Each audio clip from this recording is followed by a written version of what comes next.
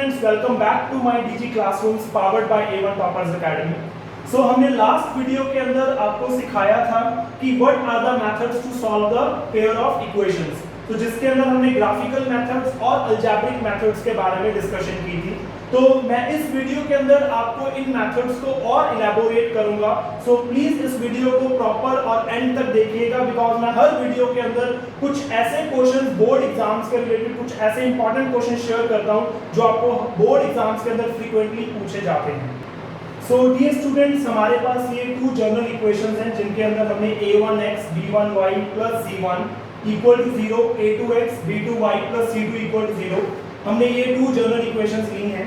तो जब हम इन दोनों जनरल इक्वेशंस को सॉल्व करके ग्राफ के ऊपर ड्रॉ करेंगे तो हमारे पास क्या पॉसिबल केस आएंगे dear students. So this is what, this is positive x, this is what, this is negative x, this is what positive y and this is what negative of y. तो ये एक Cartesian plane है.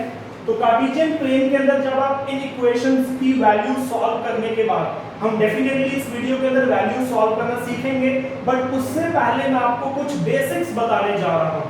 तो जब आप इन equations को solve करेंगे और सॉल्व करने के बाद इस कार्टेशियन प्लेन के ऊपर वो पॉइंट्स को फाइंड करके आप वो लाइन को ड्रॉ करेंगे तो हमारे पास कौन से पॉसिबल केस हो सकते हैं. तो हम सबसे पहले कुछ पॉसिबल केस के बारे में डिस्कस करेंगे कि जब हमने इन दोनों पेयर ऑफ लाइंस को इस ग्राफ के ऊपर ड्रॉ करेंगे तो हमारे पास कौन से पॉसिबल केस आएंगे. तो डियर स्टूडेंट, मैं सपोज करता हूं कि जो हमारी फर्स्ट इक्वेशन है इसकी जो लाइन है वो ये है. लेट अस सपोज, मैंने सपोज किया जो हमारी फर्स्ट इक्वेशन है उसको रिप्रेजेंट हमारी ये लाइन कर रही है. तो मैं यहां पर नोट कर देता हूं a1x plus b1y plus c1 is equal to 0. तो डियर स्टूडेंट, मैंने सपोज किया हमारी फर्स्ट इक्वेशन को मैंने वैल्यू सॉल्व करने के बाद जब उसको ग्राफ पे ड्रॉ किया तो उसकी ये जो लाइन है उसको रिप्रेजेंट कर रही है इस ग्राफ को. नाउ हमारे पास जो सेकंड इक्वेशन है a2x plus b2y plus c2 is equal to 0. तो जब हम इस इक्वेशन को भी इस ग्राफ पे ड्रॉ करेंगे तो कौन से पॉसिबल केस हमारे पास हो सकते हैं. सो डियर स्टूडेंट्स, हो सकता है कि जो वो लाइन है इस इक्वेशन की वो इस लाइन के क्या हो, पैरेलल हो. तो ये हो सकता है कि जो इक्वेशन को सॉल्व करने के बाद जो लाइन ड्रॉ करेंगे हम इस प्लेन के ऊपर तो वो जो लाइन है वो फर्स्ट इक्वेशन के पैरेलल हो. तो हमने लिख लिया. सो ये पॉसिबिलिटी हो सकती है कि जो दोनों की दोनों लाइंस हैं वो पैरेलल हो.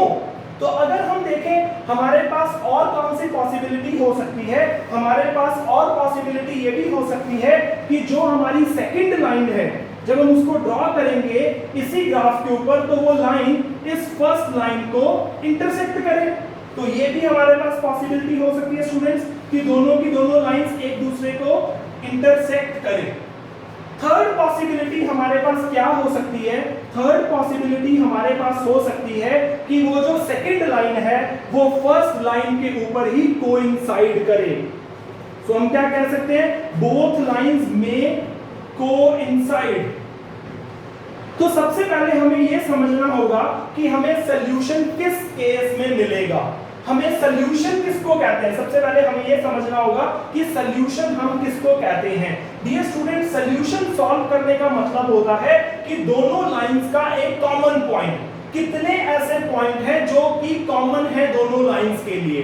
तो डियर स्टूडेंट, अगर हमारी दोनों लाइंस पैरेलल होंगी, अगर हमारी दोनों की दोनों लाइंस पैरेलल होंगी तो कितने पॉइंट्स होंगे जिनके ऊपर जो दोनों के लिए कॉमन होंगे. I think so there is no point. तो यहां पे हमें कोई भी पॉइंट ऐसा नहीं मिलेगा जो कि दोनों लाइंस के लिए कॉमन होगा. तो हम क्या बोलेंगे, पैरेलल लाइंस के केस में हमारे पास नो सॉल्यूशन एग्जिस्ट, कोई भी सॉल्यूशन एग्जिस्ट नहीं करेगा. अगर हम इंटरसेक्टिंग की एग्जांपल लेते हैं स्टूडेंट्स, इंटरसेक्टिंग लाइंस में क्या होगा, लेट अस सपोज ये हमारी फर्स्ट लाइन है और ये हमारी जो सेकंड लाइन है जो इसको इंटरसेक्ट कर रही है. तो इन दोनों लाइंस के अंदर कितने ऐसे पॉइंट हैं जो दोनों के लिए कॉमन है, तो वो there is a unique one point. तो हम यहाँ पे क्या बोलेंगे, अगर हमारी दोनों लाइंस इंटरसेक्टिंग होंगी तो हमारे पास यूनिक सॉल्यूशन एग्जिस्ट होगा, सिंगल सॉल्यूशन एग्जिस्ट होगा. तो अगर हम कोइंसिडेंट लाइंस की एग्जांपल लेते हैं, कोइंसिडेंट लाइंस का मतलब क्या है, ये हमारी फर्स्ट लाइन है और इसी के ऊपर ही हमने सेकंड लाइन को कोइंसाइड किया है. अगर हम कोइंसिडेंट लाइंस की एग्जांपल लेते हैं तो हमारे पास कितने पॉइंट्स हैं जो दोनों में कॉमन है? तो डियर स्टूडेंट्स यहां पे आंसर आएगा इनफाइनाइट मैनी, बिकॉज़ वो यहां पे भी हो सकता है, वो ये भी हो सकता है, वो ये पॉइंट भी हो सकता है, वो ये पॉइंट भी हो सकता है, तो वो बहुत सारे पॉइंट्स हो सकते हैं। तो कोइंसाइड लाइन के केस के ऊपर हमारे पास इनफाइनाइट सॉल्यूशंस एग्जिस्ट करेंगे।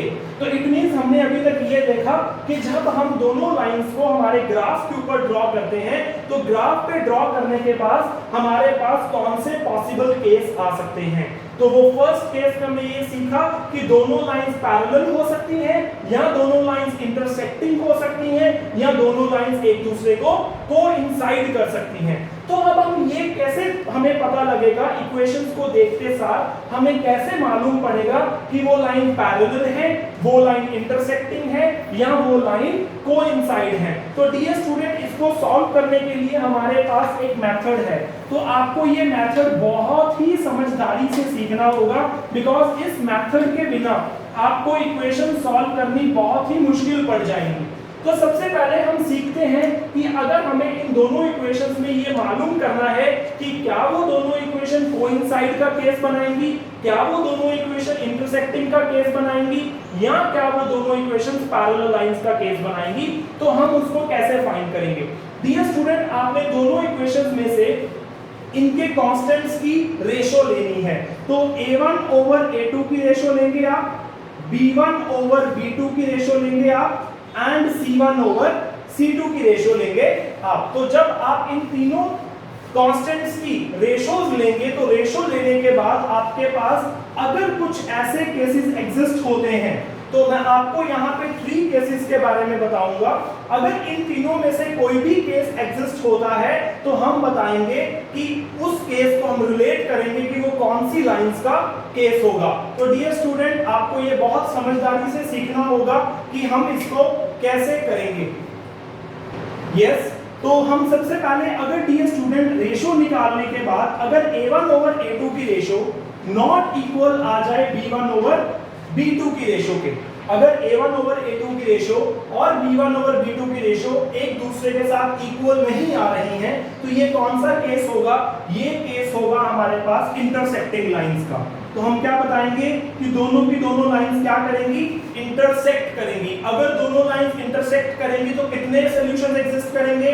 तो हम बताएंगे यूनिक सॉल्यूशन एग्जिस्ट करेगा। तो इसी इक्वेशंस के सॉल्यूशन को हम क्या बोलते हैं? हम इनको बोलते हैं कंसिस्टेंट सॉल्यूशंस। कंसिस्टेंट सॉल्यूशंस, तो हम क्या बताएंगे? हमारे पास कंसिस्टेंट सॉल्यूशंस होंगे अगर a1 ओवर a2 की रेशो और b1 ओवर b2 की रेशो एक दूसरे के इक्वल आएगी। नाउ डियर स्टूडेंट, अगर हमारे पास कुछ ऐसा आ रहा है a1 ओवर a2 की रेशो इक्वल आ रही है b1 ओवर b2 की रेशो के, बट नॉट इक्वल है C1 ओवर C2 की रेशो के, तो हम यहाँ पे क्या बताएंगे? हमारे पास कौन सा केस एग्जिस्ट करेगा? हमारे पास केस एग्जिस्ट करेगा पैरेलल लाइंस का। तो ये पैरेलल लाइंस का केस होगा जिसके अंदर a1 ओवर a2 की रेशो और b1 ओवर b2 की रेशो इक्वल है, बट नॉट इक्वल होगी C1 ओवर C2 की रेशो के। अगर हमारे पास ये पैरेलल लाइंस का केस है तो हम यहाँ पे क्या बताएंगे?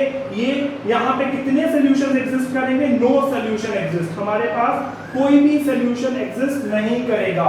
तो अगर हमारे पास कोई भी सॉल्यूशन एग्जिस्ट नहीं करेगा तो ये कौन सा पेयर ऑफ सॉल्यूशन है? इसको हम क्या बोलेंगे? Inconsistent solutions. Inconsistent solutions. तो थर्ड, हमारे पास अगर कुछ ऐसी पॉसिबिलिटी आ रही है कि a1 ओवर a2 इक्वल आ रहा है b1 ओवर b2 के और ये इक्वल है c1 ओवर c2 के, तो डियर स्टूडेंट यहां पे आपके पास होगा कोइंसिडेंट लाइंस का केस। कोइंसाइड करेंगी लाइंस। तो अगर लाइंस कोइंसाइड करेंगी तो हम क्या बताएंगे? हमारे पास कितने सॉल्यूशंस एग्जिस्ट करेंगे? हमारे पास इनफाइनाइट मेनी सॉल्यूशंस एग्जिस्ट करेंगे। तो इट मींस हमारे पास सॉल्यूशंस एग्जिस्ट करेंगे। तो ये भी कौन सी सॉल्यूशंस हैं? इनको भी हम बोलेंगे consistent solutions. Consistent solutions. So I hope आपको ये सब समझ में आया होगा कि हम इक्वेशंस को देखते सार हम कैसे बताएंगे क्या ये पैरेलल लाइंस का केस है, क्या ये इंटरसेक्टिंग लाइंस का केस है, क्या ये कोइंसिडेंट लाइंस का केस है। तो डियर स्टूडेंट मैं यहाँ पे आपको एक प्रैक्टिकल क्वेश्चन की हेल्प से मैं आपको फाइंड करके दिखाऊंगा कि हमें कैसे पता लगेगा कि वो इंटरसेक्टिंग है, वो पैरेलल है या वो कोइंसिडेंट है। तो हम इसको कैसे फाइंड आउट करेंगे। तो डियर स्टूडेंट मैं यहाँ पे 2 इक्वेशंस ले रहा हूँ। So let's see I am going to solve it. तो मैं यहाँ पे आपके पास 2 इक्वेशंस ले रहा हूँ। तो हमें उन दोनों इक्वेशंस में ये फाइंड करना है क्या ये दोनों इक्वेशंस इंटरसेक्टिंग लाइंस की हैं या ये दोनों इक्वेशंस पैरेलल लाइंस की हैं या ये दोनों इक्वेशंस कोइंसिडेंट लाइंस की हैं। तो ये हमें फाइंड करना होगा। तो मैं आपके सामने डियर स्टूडेंट यहाँ पे एक इक्वेशंस पेयर ऑफ इक्वेशंस का सेट नोट कर रहा हूं। तो हमारे पास यहाँ पे कौन सी इक्वेशंस हैं, x + 2y - 2 = 0, 3x + 6y - 6 = 0। तो डियर स्टूडेंट हमें कैसे फाइंड आउट करेंगे। तो हम जब इन दोनों इक्वेशंस को a1x b1y + c1 से रिलेट करेंगे फर्स्ट इक्वेशन को, तो हमें यहां से फाइंड होगा कि हमारे a1 की वैल्यू क्या है 1, हमारे b1 की वैल्यू क्या है 2, हमारे c1 की वैल्यू यहां से क्या है -2। जब हम सेकंड इक्वेशन को a2x b2y + c2 = 0 से रिलेट करेंगे, तो यहां से डियर स्टूडेंट हमारे पास हमारे a2 की वैल्यू कितनी आएगी 3, b2 की वैल्यू कितनी होगी 6 एंड c2 की वैल्यू कितनी होगी -6। तो जैसे कि मैंने आपको बताया था कि हमें क्या करना होगा, हमें यहाँ पे लेनी होगी रेशियोज। तो डियर स्टूडेंट हम लेंगे a1/a2 की रेशियो। a1/a2 की रेशियो = 1/3, तो ये आ जाएगा 1/3।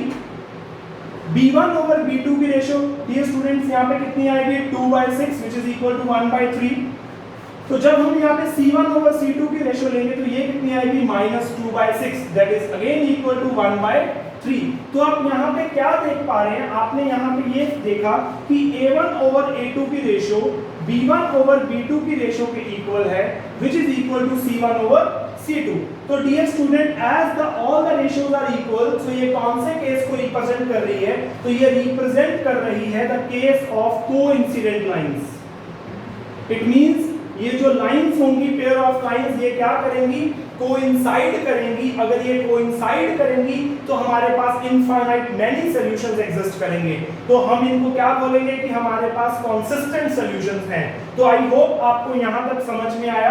तो इन द नेक्स्ट वीडियो में आपके साथ आपको टीच करूंगा the substitution method, how to solve these two equations with the help of substitution method. So आपको यहां से अलजेब्रिक मेथड समझ आने शुरू होंगे।